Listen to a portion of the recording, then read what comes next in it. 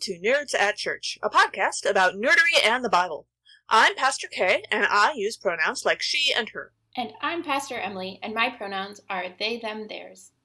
In this episode, we'll discuss the second Sunday of Advent, which also falls on St. Nicholas Day this year. Also, a big thank you to Rachel Meyer-Laughlin for our theme song. It's new with our new podcast, so we're excited about it.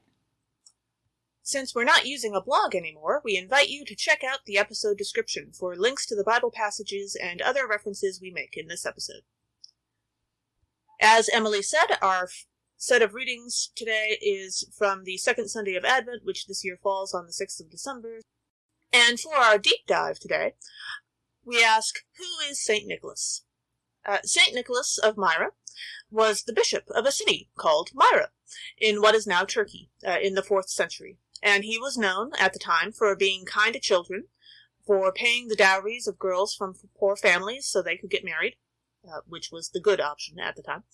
And there are also lots of other legends about him, including one story that he was briefly imprisoned for slapping the heretic Arius during a church council meeting, which is apparently one of the more memorable ones, although there are several. He's often portrayed when he's drawn or painted as wearing a lot of red, and as an older man with a beard that is either gray or white, and he's usually making a sign of blessing toward the person who's looking at his portrait. St. Nicholas Day has often been celebrated by children putting their shoes just outside their bedroom doors so that St. Nick could come along and fill them with candy, oranges, and sometimes a little money. Also, Emily and I have a favorite St. Nicholas meme that we will be sharing on our Facebook page. So check us out on December 6th. Absolutely.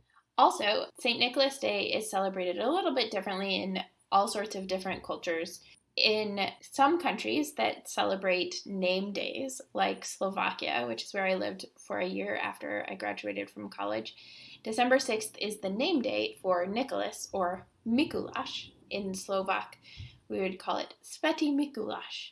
And it had similar things of some little toys and that sort of a thing for kids. And St. Nicholas would come with, like, a little angel and a little devil to, like, give the exciting, like, candy and stuff, or some warnings, like onions or something, just to, like, set by the shoes to warn the kids that next year that might be all they get. Is this one of those things where becoming a grown-up changes your perspective? Because, like, if someone wanted to give me onions now, I would be totally excited about that. I love onions. I'd be more excited about garlic, but yeah. Well, that too, yeah. I don't mind garlic. Sure. I think there is perspective, like candy versus onions. I mean, if they wanted to drop the candy off too, I wouldn't object to that either. I'm just saying. Mm-hmm. One of the things that I really love about these ways of thinking about St. Nicholas and the work that St. Nicholas does, I know in the United States in particular, Santa Claus has become very commercialized, but even Santa Claus has the origins of St. Nicholas, and coal, which is the bad stuff, was actually like, it wasn't as exciting or as fun, but it was still something that was needed for people living in poverty. They needed the coal to make it through the winter. And so while kids might not be excited about that, it's still helpful. And I love that the onions too, right? While kids might not be excited about it, it's still something that helps the family. And so I love that aspect of St. Nicholas, that there's little things that can help. Yay! Happy St. Nicholas Day. Indeed. Our first reading for today is from Isaiah chapter 40, verses 1 through 11. In a passage often chosen for funerals and great tragedies, God acknowledges human suffering and mortality, and offers comfort, grace, and deliverance. Meanwhile, we are called to prepare the way of the Lord. One of the themes for this passage is accessibility, that God's glory is accessible to all people. So we hear in the wilderness, prepare the way of the Lord, make straight in the desert a highway, lifting up valleys and lowering mountains, making it so that there's an even playing field for everyone, which is this beautiful imagery. And I think about them many, many times throughout science fiction, whether it's the Marvel Cinematic Universe or Doctor Who or some other sci-fi experience, where everybody gets to experience this bizarre, amazing thing, and then after it's over and it's all cleaned up, usually at the behest of the government, everybody starts to like forget it or like question if it really happened or not. And so it's this like, just because everybody experienced it does not mean that anybody will actually like remember it as a real thing that happened and not just in their imaginations. And that happens in real life too, I think. Mm-hmm. For sure. In verse 1, we hear God say, "Comfort, O comfort my people." I once used this passage to create a litany for a group memorial service that the hospital that I worked at did every year for those who had died there the year before. And there are plenty of great funeral and memorial scenes in various nerdy universes, and also certainly a few terrible ones that we won't go into. But one of the ones that has always just stuck with me is from another one of those fantasy movies that isn't always acknowledged as fantasy, What Dreams May Come, starring Robin Williams and Annabella Sciorra. The funeral scene for the children, while only very briefly portrayed and you don't actually see any of the service itself, was such a strong visual in a movie that was filled with strong visuals done so well. It stayed with me, and also somewhat the other funeral scene as well. And in particular, the portrayal of Annie's grief in that movie is one of the best, most accurate and moving portrayals of grief that I've ever seen. They did a wonderful job with that. Yeah, I haven't seen that movie in a really long time, but it's so beautiful. I've also read the book, and there are some interesting differences in the book, but it's really well written. It was written by Richard Matheson, I think. And then in verse 4, we hear, "Every valley shall be lifted up, every mountain and hill made low." In what I imagine might also become an ongoing theme on our podcast, it's time for Terrible Theology by Nerds. Robert Heinlein, a classic sci-fi author, perhaps best known for his epic Stranger in a Strange Land, which is a good book, although it does have its own odd theological ideas, once wrote a book called Job, A Comedy of Justice, which I'm not saying this is a great book, because it's not. It's interesting. It has a very specific intention, I guess you could say. But now I think about this book every time that I read this Bible verse, because it is a somewhat mocking portrayal of the Christian concept of the Last Judgment and what happens afterwards.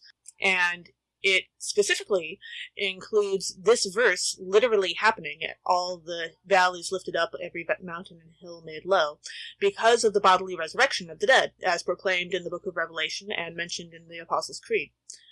Because there are suddenly so very many people after the resurrection wandering around on earth, the process of all of them walking around and the eventual destruction over time of building and such slowly leveled all the hills and valleys, and so the whole world's surface becomes smooth, is his theory. I don't remember whether or not the oceans disappeared.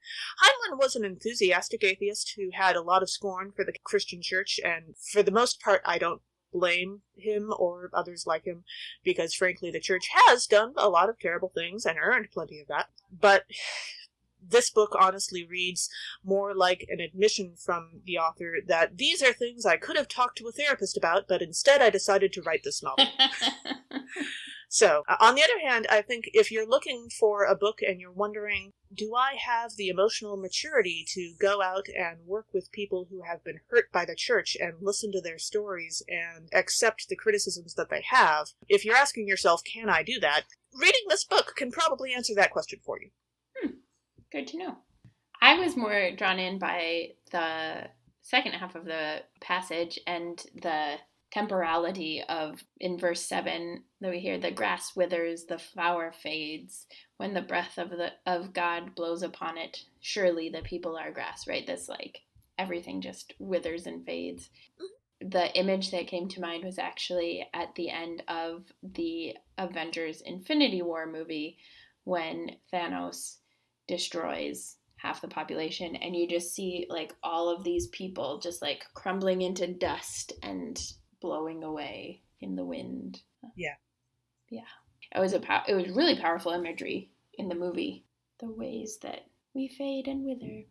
And then in verse 9, we have this call to go up to a high mountain, to tell the good tidings, to tell all of the news in these, like, big and amazing ways. And so it reminded me of the announcement in the movie Interstellar, spoilers, when Murphy finally solves the problem and figures out how to save all of humanity. And she literally like has this stack of papers and she runs to the balcony in the science building facility and she shouts, "Eureka!" and like throws the papers and shouts it again and throws the papers again and kisses a guy. But like that's her like shouting this like brilliant news that was desperately needed in this time. Also, Interstellar is great. I love outer space.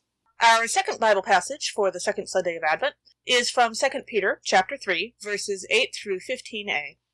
The author describes how God's perception of time is very different from ours, and that means that we have trouble predicting when God will act.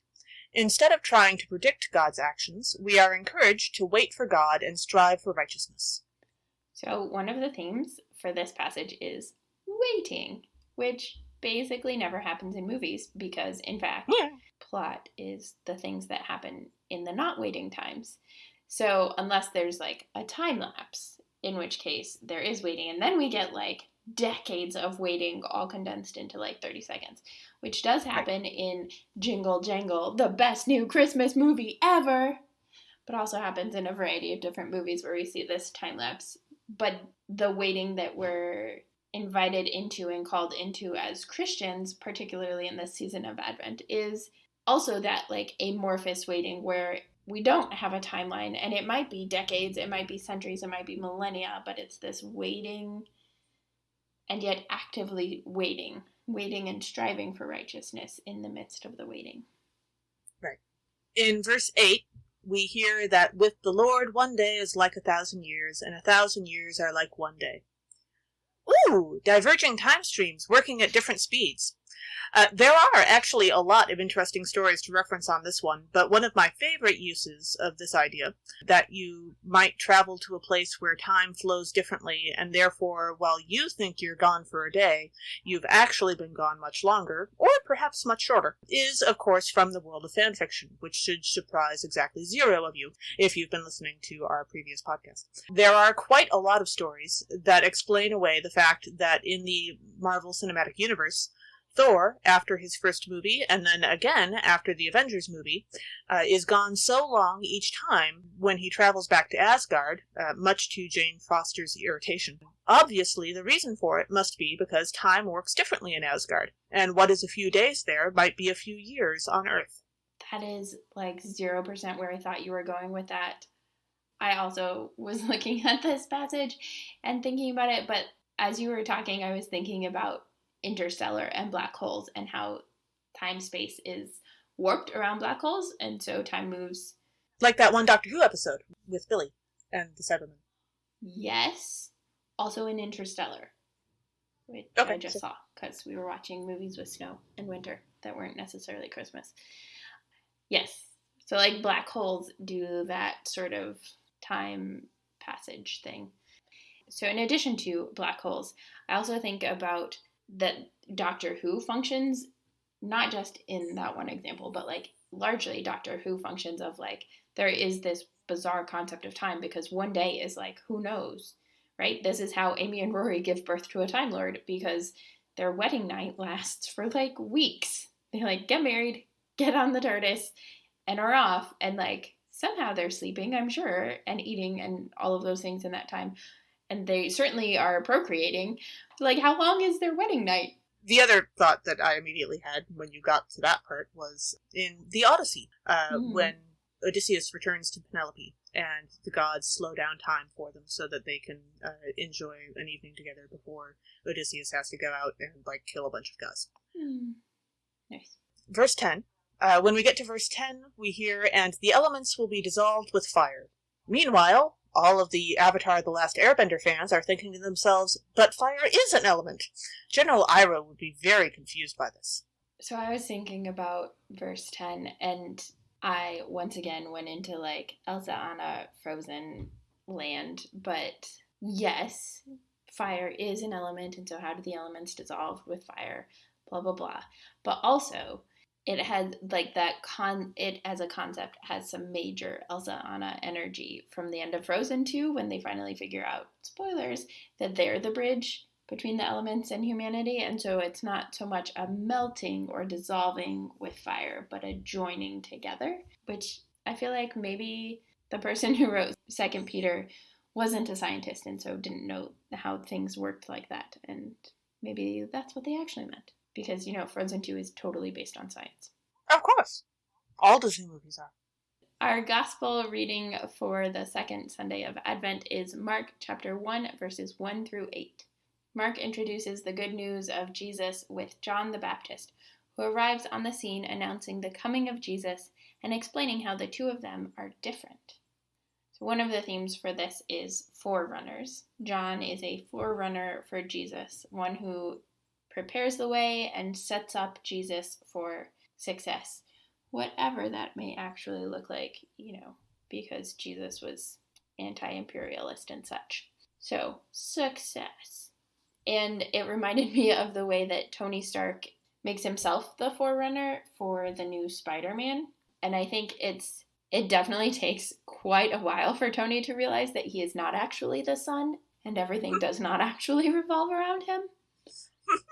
But once Tony finally starts to get it, he recognizes that the new Spider-Man is, in fact, the one who's going to take what he has built and, the progress that he's made and take it even farther. So John knows from the start that he is not the sun. So he's better equipped to pass the baton, to carry the movement forward.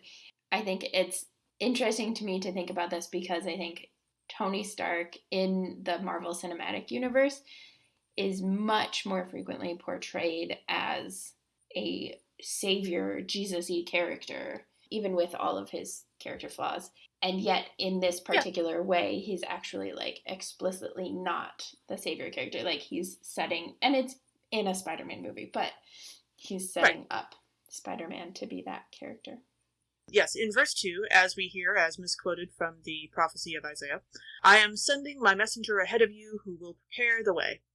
I, and I think most other Christians, presume that by prepare the way, God does not mean, like Stacker Pentecost meant in Pacific Rim when he suggested that he and Chuck Hansen clear a path for the lady by detonating a gigantic nuclear bomb to kill a couple of enormous homicidal monsters that were in his adopted daughter's way. Whoa. John the Baptist does not need nuclear bombs. I've never seen that movie. It is good fun. I will take your word for that. I'm not saying it's cinematic genius, but it's a lot of fun. They know they're an action movie and they just enjoy it. Gotcha. And Idris Elba is always wonderful. So. Gotcha. Speaking of misquoting Isaiah, as we have just read, because we have Isaiah as our first reading for this day, it is not the voice of one crying out in the wilderness, prepare the way of the Lord. It is the voice of one crying out, in the wilderness prepare the way of our God. The Gospels do this, misquoting things and getting things both right and wrong at the same time thing a lot. Matthew's really great at it. Mark also clearly can do it. Which, given that they were written in an age of low literacy and most people not having access to the actual texts, not really a surprise. We'll, give them a little bit of a pass on it. Yeah. But it is interesting the way things then, my Pentateuch and Wisdom Literature professor in seminary used to talk about that the prophecies that we read about in the Hebrew scriptures are not about Jesus, and yet as Christians, we experience Jesus as something different than that, but also that throughout the Hebrew scriptures, God fulfills God's promises in more abundant ways than the original promise or than we expect. And so this is this particular thing of, okay, they misquoted, but then look, John was in the wilderness crying out. Okay. And clearly that's why they misquoted, but it reminds me of my favorite tricky quoting and getting things right and wrong at the same time, which happens in Lord of the Rings when Eowyn is confronting the ring wraith, and the ring wraith says, "No man can kill me," and Eowyn pulls off her helmet and says, "I am no man," and stabs the ring wraith in what would be its face. I love that scene. I don't know anyone who isn't a man who hasn't wished that they were Ewing in that scene. Like, literally, I think the only blonde character I have ever actually wanted to be. I have nothing particularly against blondes, it's just the brunettes usually get the more fun parts. In verse 4, the many, many waves of people going out to see John the Baptist. I don't know why, but this time when I read that verse, it instantly reminded me of Star Trek The Final Frontier. Perhaps not one of the best Star Trek movies, but still memorable. Where Spock's half-brother Sybok sort of accidentally becomes a televangelist for what he believes is God, but actually turns out to be an enormously powerful and homicidal creature on another planet. It's a long story, but the movie was actually made to point out the weaknesses and problems with televangelists, so that's fair. William Shatner had a bit of a axe to grind, which don't we all, frankly. People flocking to a preacher does not necessarily speak to their authenticity and authority, being the point. John the Baptist has authenticity and authority, but the fact that flocks of people are coming to him isn't how he proves it. He proves it when, Jesus shows up and actually backs him up. Mm-hmm. His, head on a silver platter also tends to be a good evidence of prophetic witness. The fact that he was, genuinely, apparently, a very decent human being. Mm-hmm. Yeah. I was thinking about that part, too, in verse 5, when people from the whole Judean countryside and all the people of Jerusalem were going out to John, and just imagining, like, the masses of people. It reminded me of the Doctor Who episode when all of the humans are getting, like, these earbud things, and they're just, like, silver things that go on your ears, which is maybe why I hate earbuds. It's not. I hate them because they go in my ears and it feels weird. But then those actually end up, like, becoming mind control devices and turning them into Cybermen, and so then they're all, like, marching synchronized and, like, moving and going wherever, like, their earbuds are, like, telling them to go. So it's like this mass of people moving all together. But, the people going to John, probably not brainwashed. Probably not wearing earbuds. Also true. Thanks for joining us. Catch us next time when we'll discuss nerdery connections to the scripture readings for the third Sunday of Advent. This podcast has been produced by us, Kay Rohloff and Emily Ewing. For more fun, check us out on Twitter and Facebook at NerdsAtChurch, NerdsAtChurch, or contact us at nerdsatchurch@gmail.com. Also, if you like what you've heard, rate us or leave us a review on iTunes, Facebook, or wherever you catch your podcasts. If you appreciate what we do or want to get actual transcripts of the podcasts, consider supporting us on Patreon at patreon.com/NerdsAtChurch, NerdsAtChurch. We hope Patreon can help us get our episodes transcribed for those who need or prefer that. Though if you want to help us out with transcripts, let us know via email or social media. As the ancient Christians said, Pax vobiscum.